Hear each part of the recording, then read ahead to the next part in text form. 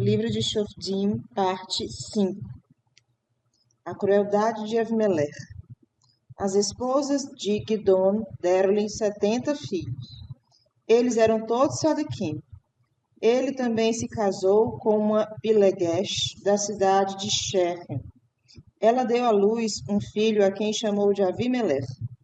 Avimelech era um rachá, uma pessoa perversa.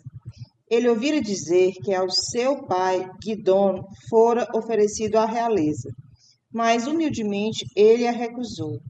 Agora o maior desejo de Avimelech era tornar-se rei sobre Bnei Israel. Ele estava ávido por poder e grandeza. Ele pensou que em troca de todas as coisas boas que seu pai fez pelos judeus, ele, Avimelech, merecia essa alta posição. Mas ele tinha um problema. Ele sabia que seus 70 irmãos não deixariam se tornar rei. Por que eles deveriam? Bnei Israel também se recusariam a deixá-lo se tornar rei. Assim o rachá Avimelech conspirou para se livrar de seus irmãos. Ele viajou para Sherem, para a casa de seus tios e primos maternos. Lá ele fez o discurso: queridos tios e primos, por favor, digam ao povo de Sherem o seguinte: Gidon teve 70 filhos. Eu sei que eles querem governar sobre vocês. Eles são todos iguais. Então vocês não podem escolher um em detrimento do outro. Vocês serão forçados a fazer com que todos eles sejam líderes. Isso será terrível. Eles não farão. Imagine a quantidade de impostos que vocês terão que pagar a eles. Eu tenho um melhor. Esqueçam os 70 filhos de Gidon. Em vez disso, ajude-me a ser o governante. Todas as pessoas de Sherem se beneficiarão com isso. Não se esqueçam, minha mãe é dessa cidade. Eu sou seu parente. Estarei disposto a ajudá-los e lhes favorecer. Estarei do seu lado se vocês tiverem um processo judicial. O povo de Sherem deveria ter respondido: por que você mereceria se tornar um governante e não seus irmãos? Se todos ou vários dos filhos de Jerubal quisessem se tornar líderes, escolheremos os melhores e mais dignos. No entanto, os homens de Sherem não eram de Sadiquim. Quando eles ouviram a ideia de Avimelech, eles concordaram pensando: ele está certo, será bom termos um parente como nosso governante. Eles não agiram Lechem Shammai, em nome dos céus, em honra de Hashem. Eles só pensaram egoisticamente sobre si mesmos. Pior ainda, eles se tornaram parceiros no crime de Avimelech de assassinato. Avimelech não disse claramente a eles o que estava prestes a fazer.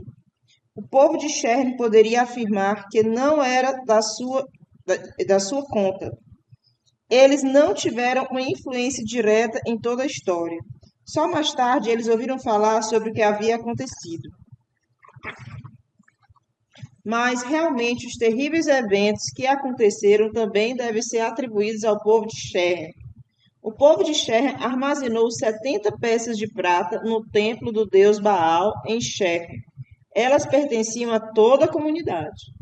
Pegue essas peças de prata, disseram eles a Avimelech.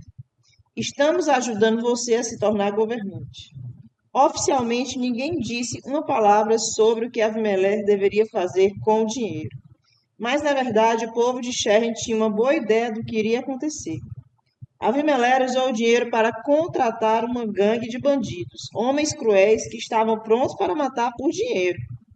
Junto com essa gangue, Avimelech chegou à casa de Gidon no momento em que todos os irmãos estavam reunidos lá. Ele e seus bandidos assassinaram imediatamente os filhos de Gidon. Apenas o filho mais novo, Yotam, conseguiu se esconder e fugir.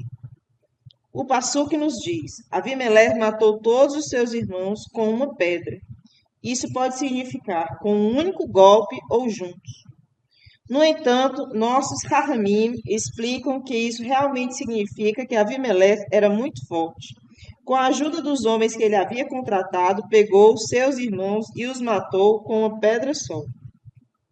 Mais tarde vemos que ele foi punido Midá keneged Midá. Por que Hashem permitiu que algo tão terrível acontecesse com os filhos de Gidon?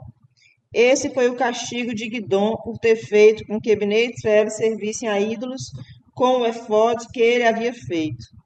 Ele pagou por esse pecado com a morte de seus filhos. O povo de Sherem e a cidade vizinha, Beit Milô, reuniram-se e declararam: Avimeleque é rei. Avimeleque cercou-se de soldados e forçou o resto de Bnei Israel a aceitá-lo como seu rei. Quão baixo o povo de Sherem havia fundado. Eles esqueceram completamente que Guidom os salvara de seus inimigos. Certamente Guidom merecia que todos os seus filhos fossem honrados e tratados bem. Em vez disso, o povo apoiou Avimeleque no assassinato deles. Hashem punira de volta o povo de Sherem Midá, Kenegat Midá. Pergunta: Avimeleque foi o primeiro rei judeu? Resposta: Avimeleque não era um rei de acordo com a lei judaica. O Din diz que um rei deve ser nomeado por um navi e ungido com Shemen Hamashia, óleo especial sagrado, que é derramado sobre ele. Avimeleque era um governante que pegou o poder em suas mãos sem o aval do Sanhedrin. Ele se estabeleceu à força contra a vontade da maioria dos Bnei de Israel. O primeiro rei judeu legítimo foi Shaul, sobre quem leremos no livro de Samuel. A parábola de Iotã. O filho mais novo de Guidom, Iotã, que se escondera, foi informado de que o povo de Sherem havia coroado Avimeleque como rei. Ele ficou muito chateado. Como eles poderiam aceitar um rachá como seu governante? Ele decidiu sair de seu esconderijo e admoestá-los. Iotã subiu ao topo do Har Gerizim. Você se lembra dessa montanha? Era perto de Sherem.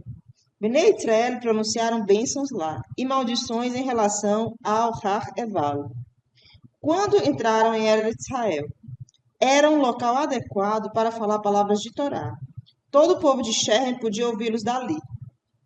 Escute-me, povo de Sherem. Quero lhe contar uma parábola. Iotã falou. Era uma vez árvores que procuravam por um rei. Elas imploraram a oliveira: por favor, torne-se nossa governante. A oliveira respondeu: eu nunca pensaria em me tornar rei. Dominar sobre os outros é um trabalho árduo que toma muito tempo. Se eu fosse rei, como poderia continuar produzindo azeitonas que fornecem o azeite para acender a menorá no Michigan e para ungir os Kohanim para torná-los sagrados?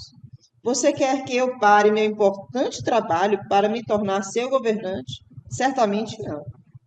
As árvores disseram: que pena que a oliveira não concordou em se tornar nosso rei. Mas há outras árvores nobres além dela. Vamos tentar outra. Elas se aproximaram da figueira e pediram: por favor, torne-se nosso rei. O que você acha? Respondeu a figueira. Devo desistir do meu trabalho de produzir figos doces? É impossível fazer bem dois trabalhos ao mesmo tempo. Deixe-me em paz. Bem, existem outras árvores nobres além dela, disseram as árvores. Eles então marcharam até uma videira e repetiram a pergunta: você concorda em se tornar nosso rei? Absolutamente não, respondeu a videira. Estou ocupada produzindo uvas e a partir das quais o vinho é feito. Vinho é muito importante. Parte dele é derramada no misbear todos os dias, quando o corbã diário da comunidade é oferecido pela manhã e à tarde. Os levim cantam enquanto o vinho está sendo derramado. As pessoas também bebem vinho em homenagem ao Shabat e a Yom Tov. Você quer que eu desista do meu importante trabalho de produção de vinho para governar vocês? Quando as árvores viram que nenhuma árvore frutífera estava disposta a se tornar rei, elas se voltaram para o espinheiro. Você quer se tornar o nosso rei? Elas perguntaram a ele. Com maior prazer, respondeu o arbusto. Estou tão lisonjeado que vocês acham que eu estou em condições de ser o seu rei. Infelizmente, não tenho frutas para lhes oferecer um refresco. Também não dou muita sombra. Eu tenho apenas espinhos. Mas vocês podem descansar na pequena sombra que eu tenho. Na verdade, estou me perguntando por que vocês me escolheram como seu rei. Afinal, não tenho muito a oferecer. Talvez vocês tenham algumas razões egoístas. Se assim for, Deus as castigará. Um espinho pega fogo facilmente. O fogo brotará de mim e queimará todas as suas árvores, até os altos cedros do Har Levanon. Pensem bem antes de agir, disse o espinheiro. Vocês realmente acham que eu deveria ser rei? Pergunta. Avimeleque é como o espinheiro do machado. Iotã alertou o povo de Sherem que Abimeleque não merecia se tornar rei. Mas como podemos explicar o começo da parábola, onde as árvores pediram a oliveira, a figueira e a videira para serem seu rei? Uma resposta. Iotã aludiu aos 3 shofdim especiais. A oliveira sugere o primeiro shofete, Otiniel, que era da Shevet Yehudá. Essa Shevet é comparada a uma oliveira. Encontramos muitas razões para isso. Por exemplo, o óleo sempre sobe para o topo quando misturado com outros líquidos. Da Shevet Yehudá vieram os reis judeus, que eram a nata do povo judeu. Esses reis foram ungidos com Shemen Hamashia, o azeite de uma oliveira. A figueira indica Débora. A palavra Débora significa abelha. Os figos produzem um líquido doce chamado mel de figo. A abelha também produz mel. Débora foi comparada a uma abelha, assim como uma figueira. Ela ensinou as doces palavras da Torá aos judeus. A videira sugere o Shofet Gidon. Ele era da Shevet de Menache. Menache era filho de Yosef, e Yosef foi comparado a uma videira ao lado de uma fonte, na última bênção de Jacó. O Machal conta como as árvores pediram a oliveira, a figueira e a videira que as governassem. Isso significa que Bnei Israel pediram os Shofdim Otniel, Débora e Gidom para se tornarem seu rei. O Passuque do livro de Shofdim apenas menciona que os judeus pediram a Gidom, mas é muito possível que os outros Shofdim também tenham sido solicitados. E uma coisa é certa, se tivessem sido perguntados, teriam recusado, assim como Gidom. Você pode pensar, eles eram estúpidos em recusar. Se eu tivesse uma escolha, eu certamente gostaria de me tornar um rei. Veja como um rei é rico e quanto poder ele tem. Então, porque aquele Shofdim não estava disposto a se tornar rei? A resposta é que governar um país ocupa todo o tempo e força. Também é uma grande responsabilidade.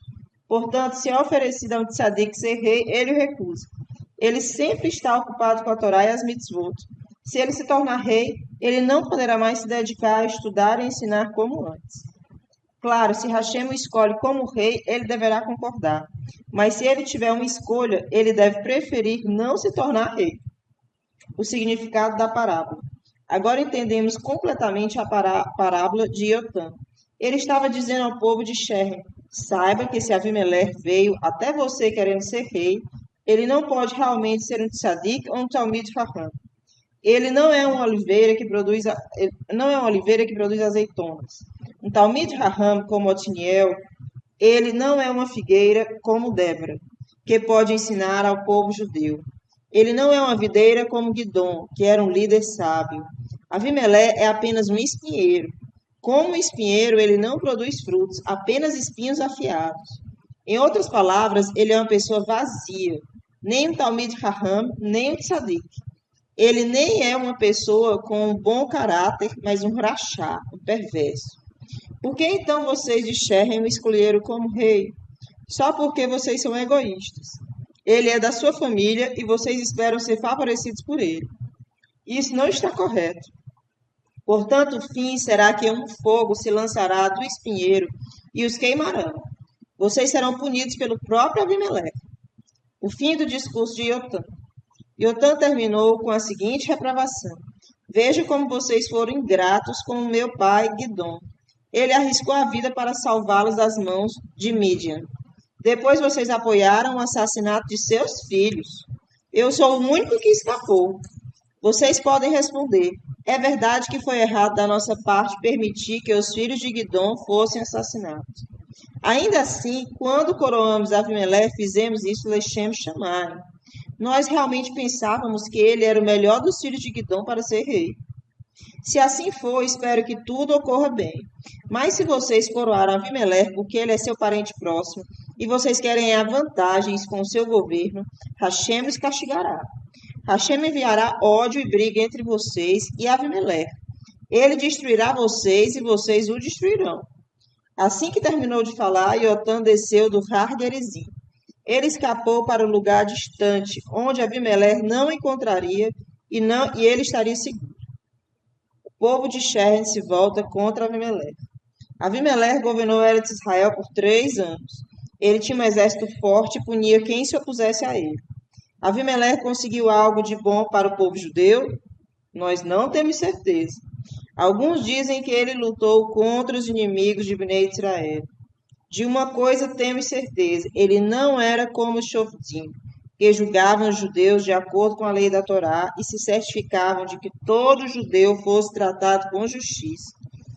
Depois de 3 anos, Hashem cumpriu a maldição de Iotã. Era hora de punir o perverso Avimelech, bem como o povo de Sherem.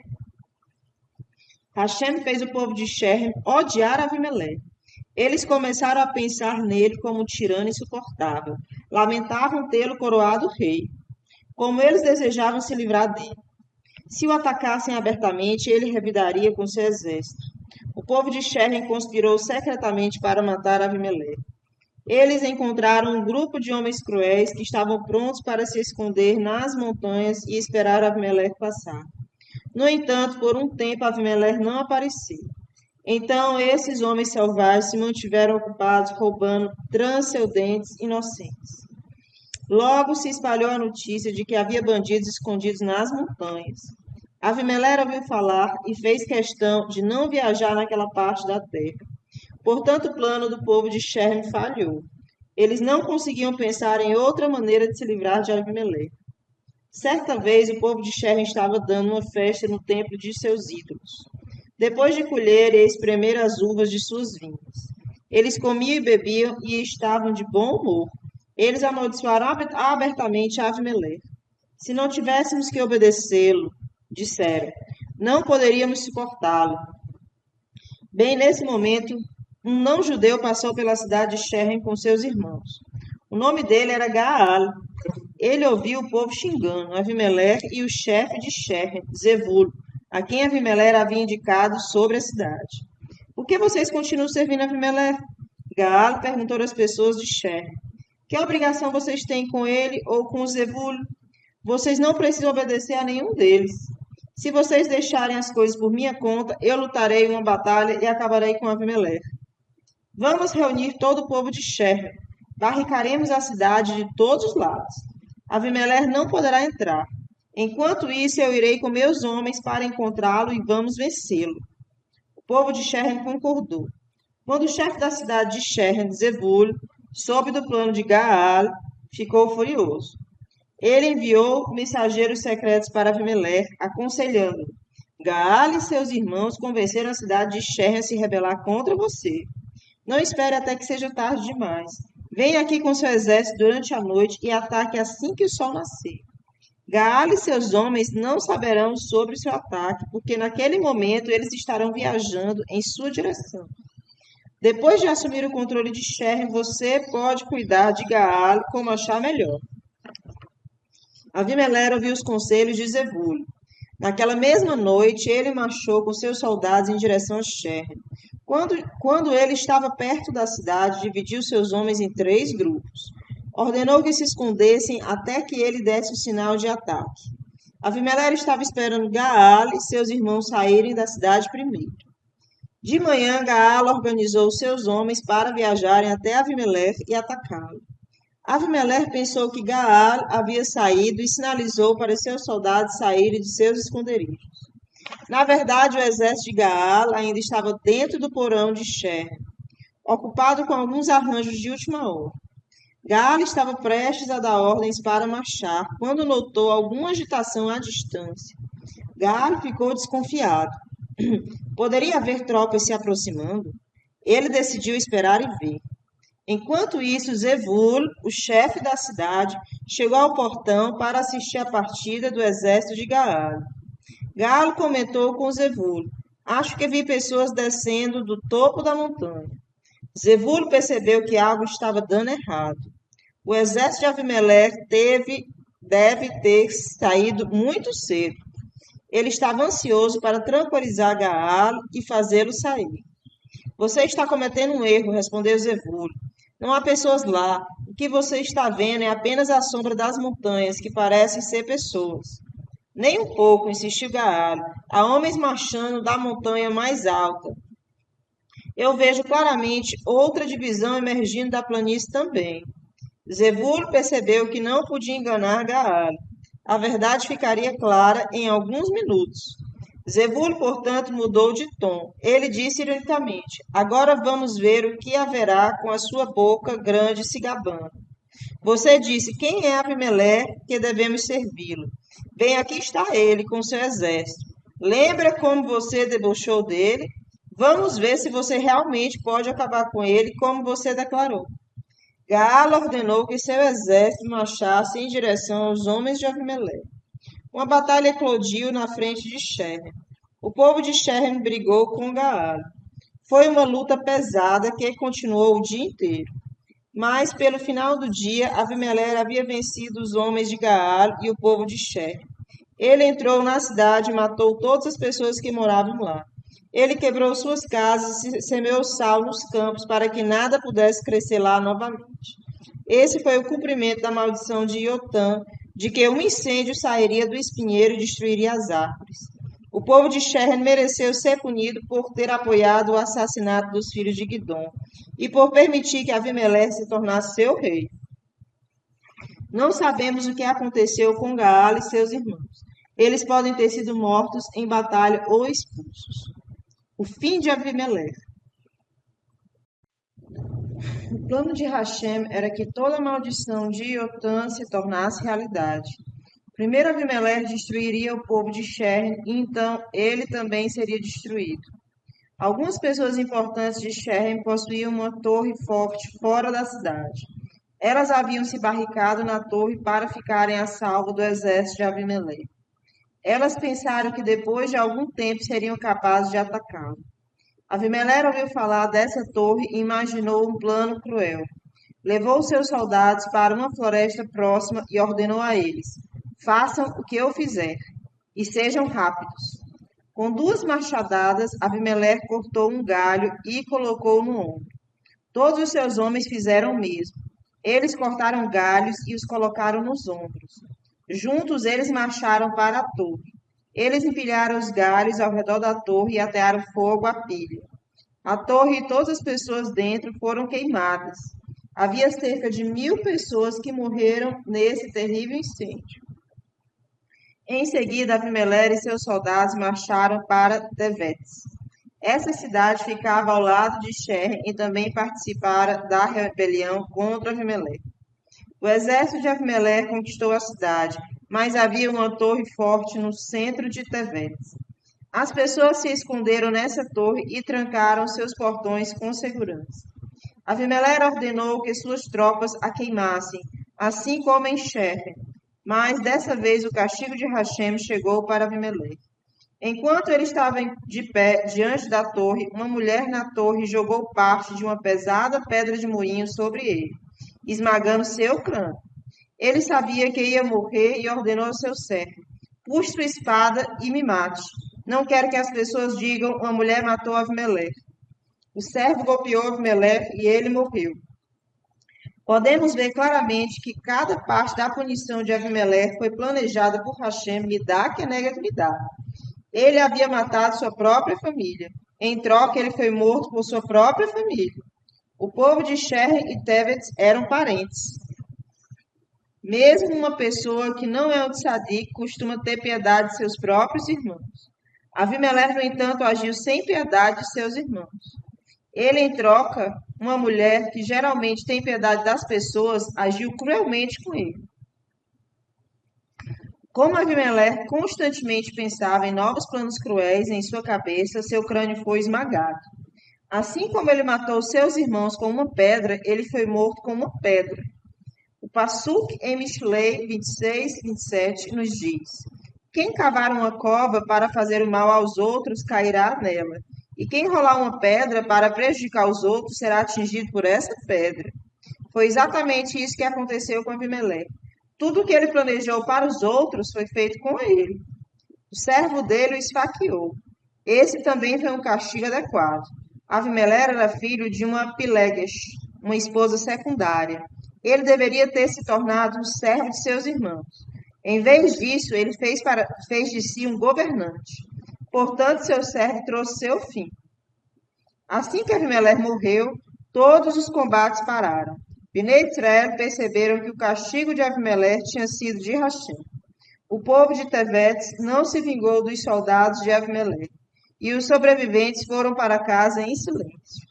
Bnei Israel viram claramente que Rachem puniu o povo de Shem com um fim terrível por ser ingrato com Guidom e apoiar Abimelé. E ele puniu Abimelé por sua maldade.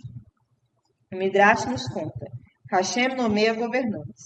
Rachem decide quando alguém deve se tornar rei e quando seu governo deve terminar. Nenhum plano humano pode mudar o decreto de Rachem. Vemos isso no exemplo do rei babilônico Belsazar. O rei Belsazar fez uma grande festa para 1000 de seus nobres. Enquanto bebiam vinho, o rei ordenou a seus servos: tragam as vasilhas de ouro e prata que meu avô, o rei Nabucodonosor, tomou no Beit Hamikdash quando o destruiu. Belsazar queria que seus convidados e esposas bebessem nessas vasilhas. Enquanto festejavam e bebiam das vasilhas sagradas do Beit Hamikdash, louvavam em voz alta seus deuses. Mas, de repente, algo estranho aconteceu, que a festa parou e o sangue de Belsazar congelou em suas veias. Do nada, um dedo apareceu na parede e escreveu uma frase nela. O rei ficou tão apavorado que sua cor mudou e seus joelhos tremeram. O que é isso? Ele gritou. Que os sábios e magos venham e expliquem isso. Quem puder ler esses escritos e explicá-los, vestirá roupas reais com uma corrente de ouro em volta do pescoço e se tornará o terceiro maior governante de Babel. Todos os sábios do rei foram chamados ao palácio, mas nenhum deles sabia ler ou entender a escrita estranha. O rei Belsazar estava assustado e seus nobres estavam confusos. Mas a rainha lhe disse: que você viva para sempre, ó rei. Você não precisa se preocupar. Há alguém que pode ajudá-lo. Seu pai, o rei Nabucodonosor, nomeou um judeu, Daniel, como seu conselheiro principal, porque ele é tão sábio e compreensivo como os deuses. Ele sabe explicar sonhos e enigmas e resolver problemas. Chame Daniel, ele explicará a escrita. Quando Daniel chegou, o rei lhe disse: você é o judeu Daniel que meu pai trouxe aqui junto com outros cativos de Eretz Israel? Ouvi dizer que o Espírito dos deuses repousa sobre você e que você tem uma sabedoria maravilhosa. Se você puder ler e explicar essa escrita, vestirei você com roupas reais e tornarei o terceiro homem mais importante do meu reino. Daniel respondeu: não quero seus presentes, guarde sua recompensa para outra pessoa, mas vou ler e explicar a escrita para você. Saiba que o maior Deus castigou seu pai, Nabucodonosor, porque ele era um orgulhoso. Mas, depois do castigo, ele admitiu que Deus é o maior soberano. Mas você, o filho dele, Belsazar, ainda não rebaixou seu coração. Você sabia o que aconteceu com seu pai, mas trouxe os utensílios do Beit Hamikdash para si e suas esposas beberem. Você louvou seus deuses em vez do verdadeiro Deus, que está encarregado de sua vida. Deus enviou um dedo que escreveu o seguinte: Mené, Mené, Tekel, Ufrassim. Isso significa Mené, Mené, Deus contou os dias de sua realeza e decretou que ela deve terminar. Tekel, você foi pesado na balança de Deus para averiguar se merece viver e foi considerado indigno. Ufrassim, seu reino está dividido. Será dada a Madai, Meda e Parás, Pérsia. Belshazzar insistiu com que Daniel se vestisse com roupas roxas e fosse feito governante. No entanto, Belshazzar achou que era hora que agora que foi avisado, ele seria capaz de se proteger do castigo de Deus. Ele enviou uma mensagem a todos os seus generais: vamos à guerra contra qualquer nação ou reino que se atreva a se rebelar contra mim. Disse Rachem: você está enviando mensagens a todos para evitar meu decreto? O castigo de uma pessoa vem diretamente de mim, e eu decretei que você terminaria. Codes e Dariavesh se tornarão os novos governantes. Cores e Dário Daravesh era um guarda-costas de Belsazar. Para impedir que estranhos perigosos entrassem no palácio, o rei ordenou aos 2 guardas: absolutamente ninguém deve entrar no palácio a noite toda. Não importa se ele diz que é urgente. Não façam exceções, mesmo que ele afirme que é o próprio rei. Se alguém se atrever a entrar, retire sua cabeça imediatamente. Naquela noite, Hashem fez com que Belsazar tivesse o intestino solto. Como o banheiro era ao ar livre, ele saiu. Os guardas não notaram ele saindo. Quando ele voltou, eles gritaram: Quem está aí? Sou eu, o rei, respondeu Belsazar. O rei ordenou, disseram eles, que qualquer um que tentasse entrar à noite, mesmo que afirmasse o próprio rei, deve ser decapitado. Os 2 agarraram o fundo de um castiçal pesado e esmagaram o crânio do rei. Belsazar morreu naquela noite, exatamente como Hashem havia planejado. Esse foi o fim de 70 anos do governo de Babel. Daravesh se tornou o próprio rei, rei Dário.